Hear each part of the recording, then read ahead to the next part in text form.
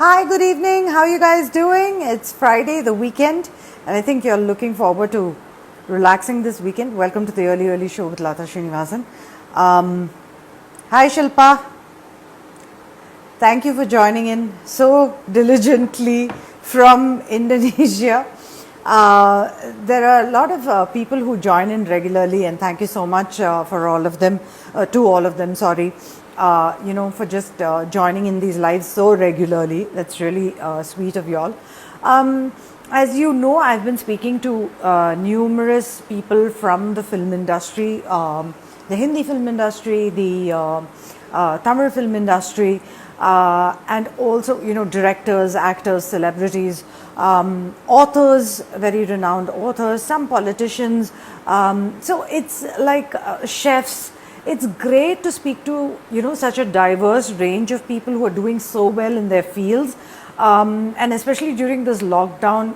I think it's a great way to get to know them better, to get to know them more, to look forward to the kind of work that they're going to do in the future.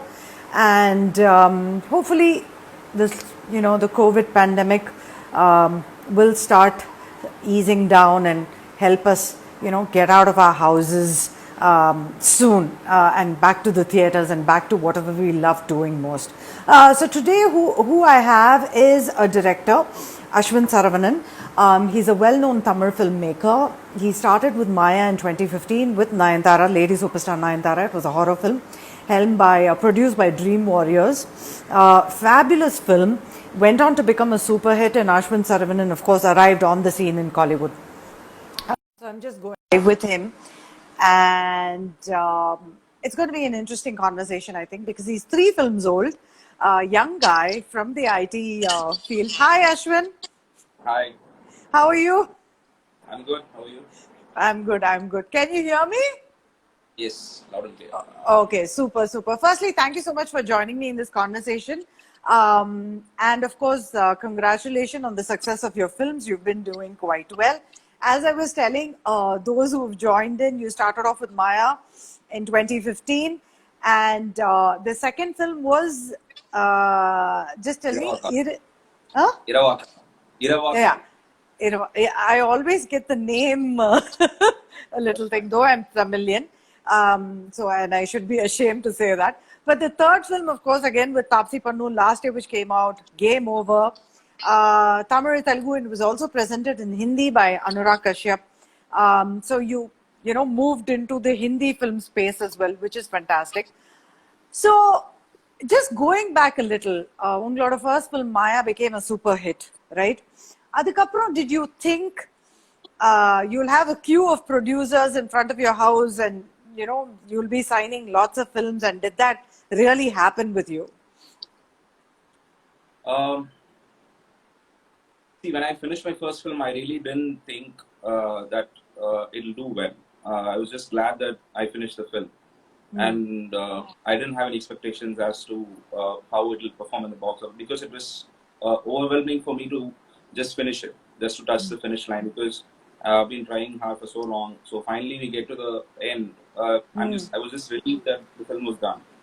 And when it released, initially the film, it was a sleeper hit. People warmed up to it eventually. Like it took us a few days for the word of mouth to get going, and people started coming to theaters, and then it had a long run.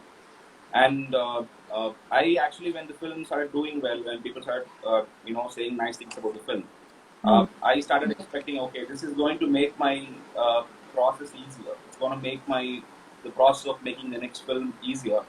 But I could be more wrong. And see, the funny thing is, when the film did do well, I did have a couple of offers from a few producers, but I never committed because I didn't have a story in my hand. I was under the impression that I can only approach people when I have a complete script in my hand. So I always told them, let me finish my script and get back to you. But by the time I actually finished my script and got back to them, I wasn't a hot commodity anymore. So the amount of interest that they showed on my material kind of decreased over time, and that was a hard lesson to learn for me, because so many people told me about it before, But it took me a while to understand that when your film releases, your hotcake, so to speak. So people will, would like to associate with you, people would like to work with you. But 1 year later, not so much because so many other films have come out, so many other promising filmmakers have come into the equation. So I mean, they don't respond to you as much as they did, when the film had come out. So it was a battle for me even for my second film. I did not make things easy for me. So in a way, I kind of, I appreciate that because I don't think there should be any complacency or there shouldn't be like an impression that just because my film did well means that I'm going to make a good film or so I think that uncertainty really helps you as it keeps you grounded as an artist. So every time you go out there, you are treated based on your merit, treated based on what you have to offer at that time, rather than what you've done before. It's good. Right. Okay. But I'm glad that you've taken a very healthy, kind of attitude towards it, because it can cause a lot of frustration for filmmakers, especially when they've had a hit, right? And they think that they will easily get the second film and nothing happens for a couple of years and they're waiting and, they have other scripts ready. And that's a very tough time, I think, for anybody, you know. இரவாகாலம் நீங்க பண்ணும்போது you had a great producer with Dream Warrior for the first film, but how Yeah. difficult was it to make the second film? Tenandal Films produced the second film, and Yeah. in terms of process, it was extremely easy for me because they were very supportive of my vision from the beginning. They liked my work in Maya. In fact, they released the film. They distributed the film in Tamil Nadu. They got the rights and they released the film. So I had a working relationship with them from the release of Maya. I was in touch with them, and we were discussing a couple of things. And finally, when I pitched them the script of Iravakalam, they really liked it. They wanted to produce it, and that's how the journey started for me. But there were so many other variables that went wrong during the production of the film. In the sense, there was a producers' council strike that happened, and the industry was kind of shut down for a couple of months. And then Right. the ticket prices got hiked later, and then the entire industry was shut down. Even the post-production works were put on hold for a couple of months. So there were a lot of delays that happened in the middle that kind of strained the process a bit, and that was difficult for me because you kind of live with the film, and when you kind of live with the film for a couple of years, and you have a team behind you, you have technicians working with you on the film, and they're not taking up anything else. They're completely dependent on this film, and it's not a big film. It's Right. not a big film where you can, financially sustain yourself over a period of 3 years. It's a relatively small film, and Right. the timeline of these films should be usually about 1 to 1.5 years. It shouldn't be more than that, so Right. that you're done with it and you move on to the next one. So this one got delayed, and surprisingly, everybody who were involved in the film are still invested in the film the same way that they were when the film started. So that passion hasn't died. It hasn't faded at all. It is something that I'm incredibly grateful for. And only the teaser has come out so far, and I've been getting a lot of messages from everywhere that when's the film going to release, it's going to hit the OTT, and there has been a lot of conversation around it. Uh, but I don't have a solid answer for that because as a filmmaker who's just starting out, there's only, you don't get a say in how a film is released or distributed. Your job is to make the film, hand over the film to the producer, and then just be on the sidelines so that they'll do what's best for the film. Uh, Correct. so it's been a challenging, but I'm incredibly proud of the film, and we are all, we are all very invested in it. We've been invested in for the past couple of years, and hopefully, it finds it gets released soon. Yeah, yeah. I think that is an unfortunate situation that has happened, but it'll be wonderful if the film does release, and if it releases on OTT, then all the more power because right now the OTT platforms need a lot of content, and people are consuming a lot of content. Irrespective of language, I think, and that's the wonderful thing. Of course, Ashwin, I think your voice is very low. Some people are saying your voice is very low. Can you increase it? Okay, I'll just put on my. Yeah.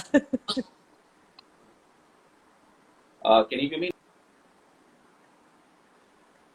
I can hear you, but I think the people who are watching it, they kind of, I think it should be fine.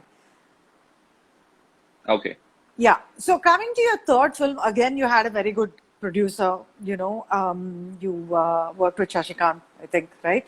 Yeah. And it was a thriller. The first one was a horror. The second one is also a thriller, right? That you've done, It's a drama slash thriller. Yeah. drama slash thriller. And the third one was a Yeah. thriller, and you also had the opportunity to release it in Hindi, Yeah. which again it got very good reviews also. Post that, what has happened? This came out, Game Over came out in 2019. Now it's available on the online OTT platforms as well for viewers to see. So post Yeah. that, what have you been working on? I was supposed to start production on my next film Oh, okay. before we announced. We were supposed to start by the first week of April, and it got delayed because of the lockdown, and I mean everything got pushed, and so that's one film that I was working on for the last 6-8 months, and because of the COVID situation, we are forced to kind of delay the production. I'm Right. hoping that we can get back to work soon, as soon as Okay. possible. Okay. And yeah, that's the project I've been working on. Yeah, Okay. next. Can you tell us anything little more about it or no at this point? Um, I can. I mean, I can. I mean, there's. I'm still waiting for the production to make the official Okay, announcement on their that's on the fine. site. That's fine. But Yeah. that's one thing that I can kind of reveal about the film is it stars. It stars Samantha and Prasanna in the lead Okay. roles. Okay. And yeah, that is something that I can. I mean, it's already out there. I mean, a lot of people have reported on it. So Okay. I mean, that is something that I can reveal at this point. Yeah. Okay. And is it going to be a thriller genre as well? Yes. Yes. Okay. Okay. So you seem to have mastered that genre. I don't know. I think you get a lot of ideas around that. But going back to Game Over, when you released the film in Hindi, when Anurag Kashyap presented it, what was the response like for you? I mean, you mean before the release? I mean, they saw the film well before the release. You're talking Right. about how they responded. Yeah. I mean, that was nerve-wracking for me personally because the film was not finished. The mix was Right. rough, and we had not done a lot of CG work. So the copy that we screened for them is relatively rough. You know, if you Right. understand, I mean, if you understand the process of filmmaking, you know that the filmmaker is never comfortable presenting a very early version of the cut or the film's copy because there is a lot of finesse that is left to be done. Right. So we presented a rather rough version of the film, and we screened it to them, and I was completely apprehensive about putting out that version. Because I needed a few months. Obviously, I needed more time to kind of refine it and present the best version possible. But surprisingly, they responded well to the film, and Tapsi was there, Anurag was there, people Yeah. from the Reliance was there, so they were like the first audience for the film, so to speak. So I was just sitting in the last row, almost shaking because they were just sitting there silently. They were not. Watching it with an audience and watching it with a group of people from the industry is a different thing. I mean, Yeah. they don't respond as much. They're just silently watching the film, so you don't know what's going on inside their heads. But they really, I mean, they really liked it. They responded well to the film, and they talked about the film a lot after the screening. And Okay. it was surreal for me because he's somebody who I mean I look up to. His works, his films are very inspirational, Right. and he's incredibly generous with his support and appreciation. When he sees a film that he likes, he's very vocal about it. He talks about it, and there's no air at all. Yeah. His love for cinema is very infectious. So it, Yeah. it really rubs off on you, and I had a great time talking to him about the film, and also it was surreal, but it was one of those days that I'll cherish forever. Okay. Yeah. It is that it is asking about Irava Kalam, but he's already spoken about Irava Kalam. So, but did you think after Game Over came out in Hindi that you might get to work in Bollywood as well? Did you have that idea that you would like to maybe direct a film in Hindi? See, with Game Over, I really wanted to make a film that can. I wanted to make a pan India film.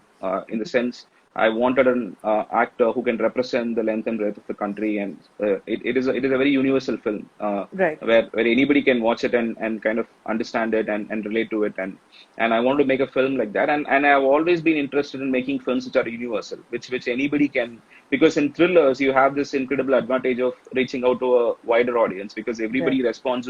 It's a very visceral experience, you know. Everybody really responds to it in the same way.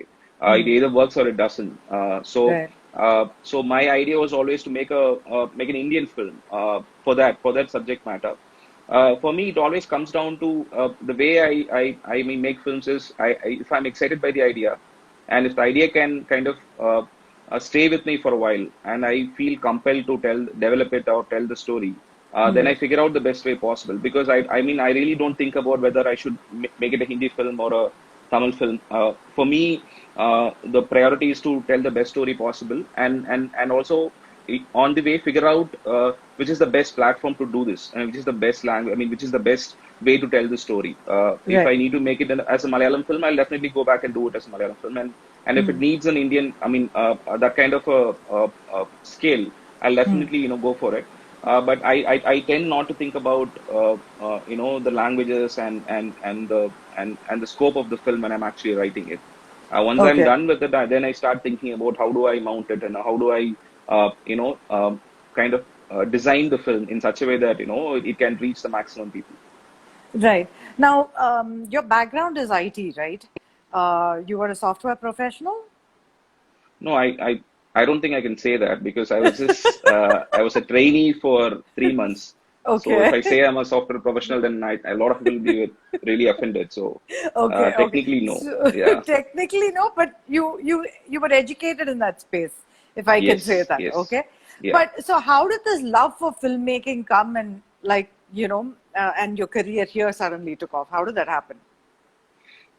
I've always been interested in stories. I used to read books, and at some point I started writing short stories. I started writing little things that kind of excited me. And during my second year, the Nale Ekna show started in Yeah. Kalinga, where Yeah. people started coming in and making short films, and that was a big eye opener for me because when it started airing, everybody started watching it, and this whole mirage of short films and how you can tell a story in a few minutes and everything that opened up. Hmm. And even though I didn't have the space or the money to participate in it because I was studying in engineering college, and there's only so much you can do. Hmm.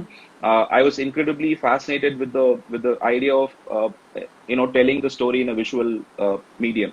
Hmm. Since I had actually had a couple of short stories with myself, I started thinking about the possibilities of why not why not write something in the shorter format and make it and make a film on it Hmm. and adapt it to the visual format and see how it works out.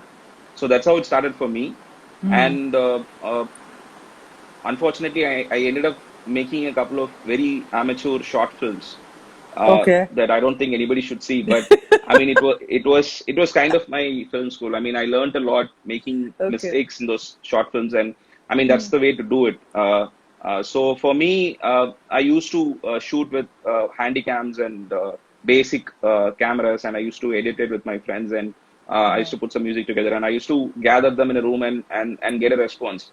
And usually they're incredibly nice and tell me that it's good, and then later Huh. you realize it's not any good. It's really bad. So you learn through the experience, and you kind of you learn what not to do, and then slowly I kind of work my way up from there. Yeah. Right.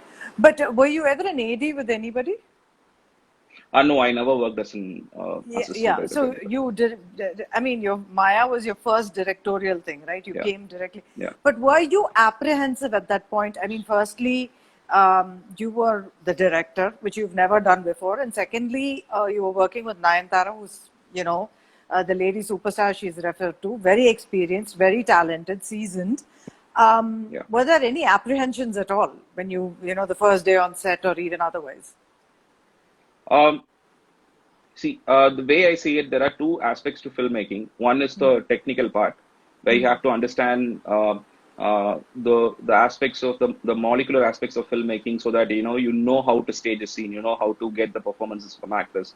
Right. You understand mood, you understand the pace. and all that. The second part Hmm. is dealing with people, Right. and that was something that I was not experienced in at all, because I'm an introverted person, and I don't deal with a lot Okay. of people on a daily basis, and I haven't worked somewhere for at least a few years for me to understand that, okay, there is a lot of politics involved in every industry, in every workspace, right? I Right. was not used to that, and I Huh. really didn't have any experience, and I was very naive and I was very idealistic Okay. when I started out. So it was very difficult for me to manage people as such, and Hmm. that was one area that I was finding it very difficult.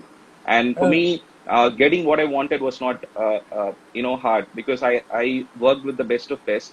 So I Hmm. just need to communicate to them about what I want. And even though I didn't have the technical knowledge at that time, I was able Right. to communicate exactly what I wanted, and the technicians were very, very gracious, and they were very supportive, and they really delivered what I'd asked for.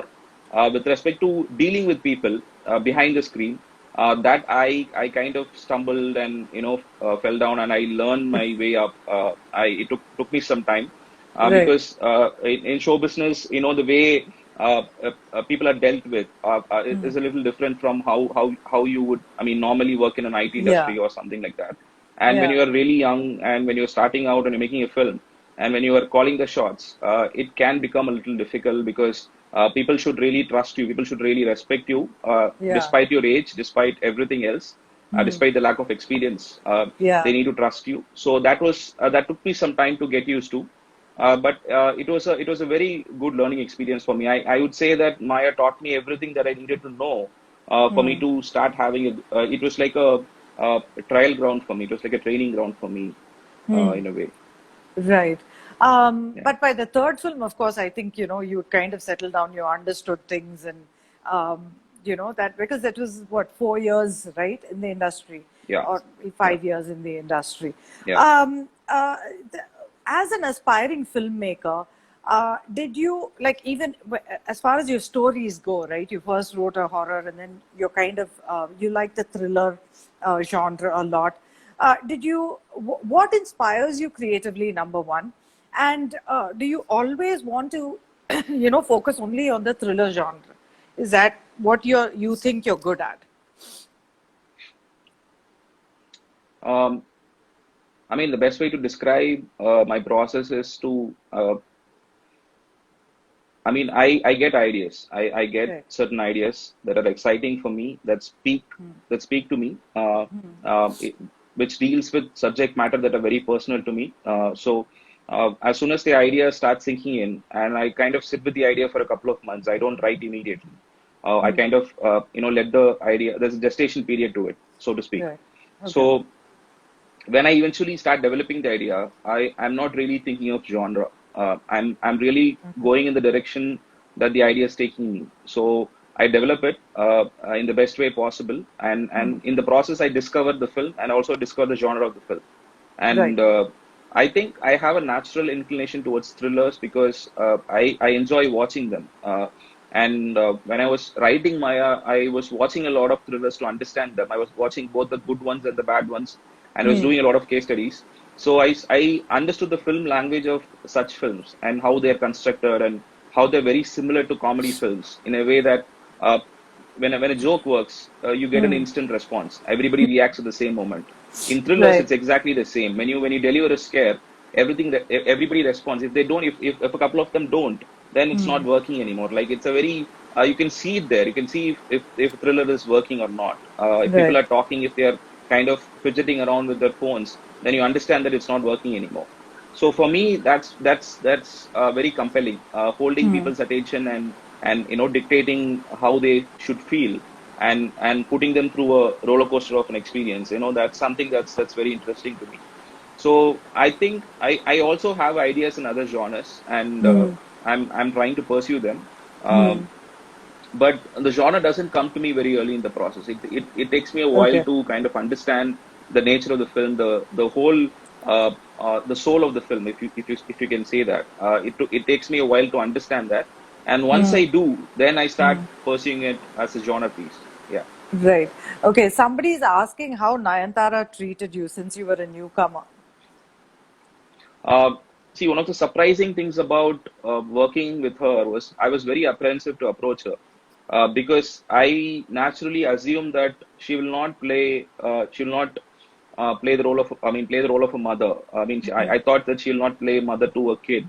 Right. It was a very presumptuous thing to do as a filmmaker. But and I thought, there's no way she's going to say yes to a film like this. Yeah. I naturally assumed that she will not. And when I met her, and I met her during the shoot of Tani Urvan, and I kind of met her in her caravan, and we just met, and she said, "Okay, let's start." And she never asked me where I'm from, or whether I've worked Okay. with somebody, whether I had experience as a filmmaker. She said, "Okay, let's start." And I narrated the whole thing. I'm a very bad narrator. I mean, I have a very hard Okay. time narrating things to people. I Okay. always prefer that they read the material. So Okay. I was narrating it badly. I was blowing it, and I knew that, okay, this is not going to happen. She's just gonna be very nice to me and say that, it's nice and all that, and we'll catch up later. So she said one thing that really surprised me. She said, "It doesn't matter if I do this film or not. This film will definitely work, but I'll let you know if I am interested in doing it or not." Right. So I mean, I thought, okay, fine. She's just being nice, and I left. And a couple of days later, I got a call saying that, she wants to do the film, and that really opened up a lot of things for me. And working with her was, see, I'm someone uh, who who's not very talkative on sets. I just go there, I work, I come back, and my sets are a little, it's not loud, or Is it more people just do their serious? work. Yeah, you can say that. I mean, Yeah. there's no chit chat, or Yeah. there's discipline on set. So Yeah. she's exactly like that. I mean, she really likes the set to be disciplined. She's a thorough professional. She's on time. I've never seen her come late to the spot. She's on time, and she expects you to be at your best. She Right. really wants you to put out your best feet forward. So uh, working with her was very. I mean, how can I say it? It made my job very easier, especially as a first time filmmaker. There's a lot of things that you don't communicate, that there's a lot of things that you're anxious about, and she Right. really kind of understood that, and she really delivered what the film needed. And Yeah. it was a joy to work with her. Right. Now, interestingly, you have very strong female characters, and you've got all the, top actors, right? You've worked with Nayan, you've worked with Tapsi, and now you have Samantha. And that's it's a very interesting thing to see as a director, because you're just 4 films old, but 3 of the actors are like the top actors, actresses, and very strong female characters. What do you think about that? I mean, I'm incredibly grateful that they agreed to be part of the film. But No, but I it feel like, also says a lot about you and your filmmaking, I think. Don't you think?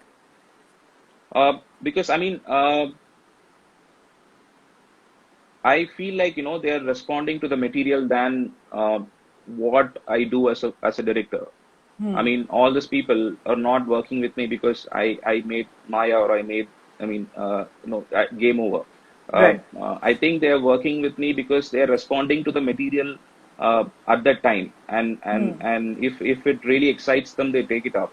And a lot of actors are, I mean, at least the ones I've worked with, they never look at your track record. And so even when I was working with Why Not, I walked in, and they knew that my second film was delayed, and they Right. didn't have a question about that. Never asked me what happened to the film, is something wrong, and nothing.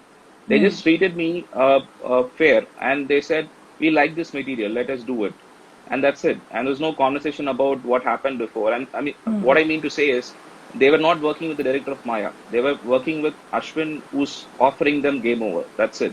Okay. So I think even the actors are treating my scripts like that, and they just respond to the material. If it excites them, they tell me, "Okay, let's work together." And I think that's how it should be. And I don't want somebody to agree to my film just because I might deliver a successful film, even though the script is bad, right? You understand, right? Hmm. So I don't want it to be like that. I really want them to be invested in the film as much as I am, which I Right. think I've been fortunate to have so far. Right. So now, Yeah. of course, due to the lockdown, films are releasing on OTT, and there are a lot of new shows which are being produced in India exclusively for OTT. What is your opinion about OTT platforms, and would you like to, do some work there at some point? Um, I'm really excited about the prospect of films being presented directly to OTT, and Okay. I've felt very strongly about it from day one, because right now the biggest challenge with making a film for theaters is convincing the audience to pay and go and watch that film. Right. So what usually happens is nowadays they go to a film and there's a brand advertisement in the beginning that says this is going to be out on Amazon or Netflix in a Yeah. month, Huh. and they're going to text somebody that just Amazon it later, just Netflix it later, and that's it. And then they kill the audience who might be even interested in watching the film. And Okay. I'll tell you, the kind of response, the kind of traction Game Over got during its theatrical run and during its streaming was completely different.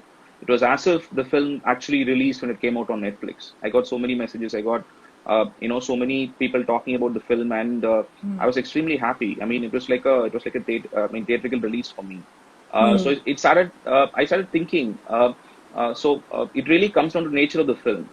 If you're making a slightly offbeat film, which doesn't have the, I mean, what I mean to say is when you make a big masala film or an action film or a large scale spectacle, then Right. it's a different experience. If you take a Right. film like Tenet, people would obviously want to watch it big screen because Correct. it's made for Yeah. that kind of experience, right?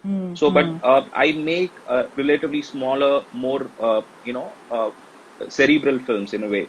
So I feel that when you're putting it out on a OTT platform, the way people consume that in a smaller screen is very different from the way they consume it in theaters. People who complained that the film was slow when they watched it in theater actually told me that the film works just fine on a smaller screen, Yeah. because the way they consume a smaller screen content is a little different. So I do feel it's very exciting to be part of this movement, so to speak. And I would love to make an exclusive, I mean, an original film which is directly released on OTT platforms. I would love to, because it will liberate me as a filmmaker. I don't have to worry about censorship. Not that I'm Right. saying it's the only thing that you should be worried about, but Huh. it's a load off your mind, and you don't have to worry about being politically correct, or you don't have to worry about is there an intermission point? Does it have a high? And you don't have to Yeah. worry about those structural things. You don't have to worry about not having an important scene in the first 5 minutes so that the people who are coming late will Yeah. miss it. You don't have to worry about things like that. And even those are legit things that a filmmaker is concerned about. Because once the second half starts, people come in late, and the first 3 minutes they miss out on something important. So I used to feel that when I watched my own films, they were coming late, and I was like wondering, no, don't, please, Raftin, you're missing this. So with OTT, you don't have such you don't have such setbacks. I mean, I Yeah. love theater. I love the experience. I'm a frequent film goer, but I do feel that you should not be very selfish with respect to you can no longer pretend that my film can only work in theaters. You have to Right. find the best platform possible to tell that story, and you should be okay with grabbing anything that comes your way, and you should Right. not be very rigid as to this as unless you're Christopher Nolan.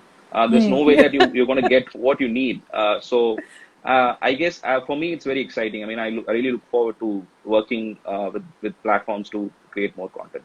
Okay, because I also think the OTT platforms, offer filmmakers a great opportunity to experiment, right? You can work across multiple genres because in theaters, you always have to think about the kind of investment made and what are going to be the returns because it's a very high value kind of Yeah, proposition most of the time, right? But I yeah, think with OTT platforms, it really, like you said, the audience is vast. It opens out, you have a global audience at the touch of a button. And I think, like you said, the way they consume content is very different because if a yeah, movie is slow in the theater, you become restless. You can't sit. Whereas at home, it's a very different atmosphere, right? Mentally, and Yeah, the way people, when they want to sit and watch it and so on, you can yeah, stop it, you can pick it up later. There are so many yeah, advantages to that whole situation. yeah. But you, as a filmmaker, what are there other directors that you enjoy watching? That you follow or that you look up to? A lot of filmmakers. I mean, name me a language, I can name you a bunch of people that I love. Uh, I mean, I can talk about Tamil to start off yeah, with. yeah. I really look up to Manigandan as a filmmaker. Uh, uh, I think he's incredibly talented, and hmm. he's someone that I selfishly feel should make more films. Right. And he shouldn't take a long time to make every film. Hmm. And of course, Karthik Subbaraj, I Hmm. really love his work. Yeah. I think he's a very subversive filmmaker who really challenges narratives and expectations. And he really, every time he goes out to make a film, he really pulls the rug under your feet and he does unexpected things with a very familiar or conventional story structure. So Right. he's another filmmaker that I really enjoy watching. Hmm. And of course, I mean, I don't have to talk about the veterans. Veterans are so many people, and Yeah. they all, I mean, they've all been very influential. But I feel a lot of young filmmakers need to get their due because they need to be talked Yeah. about so that more people will definitely come and watch the film. Yeah. So I mean, I do feel that there are a lot of interesting voices coming up, even in Malayalam and Telugu, and a lot of filmmakers, young filmmakers, coming in Hmm. with fresh ideas and exploring things. Right. And Right. I mean, it's very exciting. I mean, every month you get to watch a film, and you get to kind of interact. I mean, with the social media, you really Hmm. can reach out to people and talk to them and pick their brains about how they did something. And Yeah. it's very exciting then. Yeah. Right. And what you said was really interesting because now I think there are more younger filmmakers who are getting more opportunities in the industry, thanks to people like Karthik Subbaraj and others who are promoting them. Yeah. And I think that's great because but I also think that the OTT platforms are one space they should also young aspiring filmmakers or those who have good scripts should look at rather than just the theaters. What do you think Yeah. about that? Um, See, right now, the OTT scene in Tamil Hmm. isn't as expansive as it is as In it can Hindi, be in Hindi. Yeah. right? So Hmm. that is really I mean, I hope it changes because Right. there are a lot of exciting talent here who are looking to tell stories that are not very conventional, that doesn't fit the theater model in a Hmm. way. I mean Hmm. it I mean it in the nicest way because Right. I'm talking about filmmakers who want to make films with newcomers, who want to make films on topics that are considered unconventional, Hmm. topics that can land them in trouble at the senses. So I'm talking Okay. about fresh voices like that who really want to Hmm. challenge the narrative. So Hmm. if they can be kind of supported by OTT, if they can be empowered, then Hmm. you get a lot of new content that you wouldn't normally get because even if those films release in theaters, they have Hmm. a very limited run and then they end up going back to OTT. And I would rather let them have a bigger reach straight away to OTT so that a Hmm. lot of people can watch it. I mean, if it's an original, the OTT ends up promoting the film much better, and Right. they get more eyeballs to the project naturally. Yeah. And there are people respond. I mean, one thing that I've observed with the OTT release in Tamil is that when Penguin released, even people from North Indians are reacting to it. Hmm. Obviously, because they have come to discover Kirti Suresh through Mahanati. That Right. is definitely true. But also because of the platform itself, when Hmm. something like Patal Lok releases there, we talk about it here. And Yeah. something like Penguin releases, they talk about. I mean, that's really exciting, and it wouldn't happen the theatrical release because there wouldn't be a lot of theaters there actually screening the film. And even Right. if they were, the timings will be odd. They will not get the prime shows. And before people can understand that there is a film like this out there, it goes out.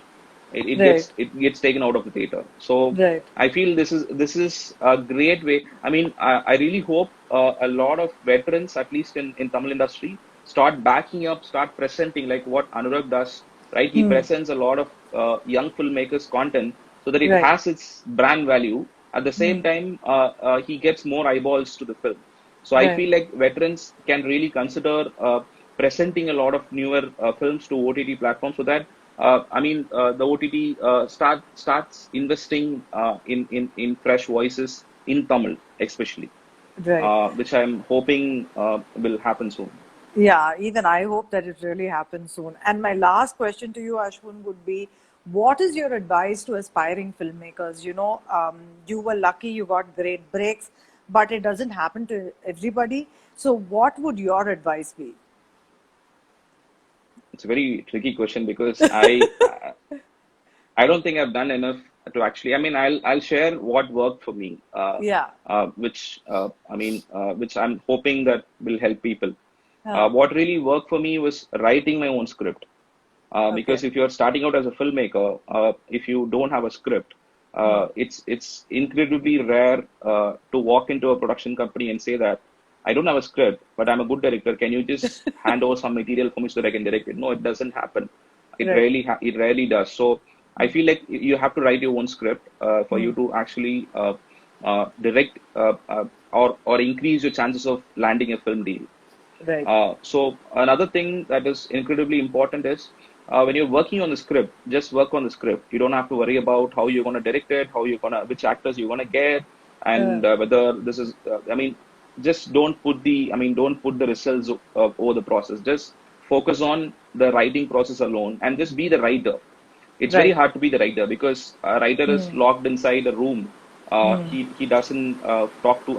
He's introverted and uh, he constantly feels insecure and he constantly faces rejection and sometimes he doesn't get the ideas that he thinks are good. So I think that you need to go through the grind for at least a couple of months for you to really flesh out your script, and that is something that I feel a lot of young filmmakers skip over a little because they do everything else. They're very good technically.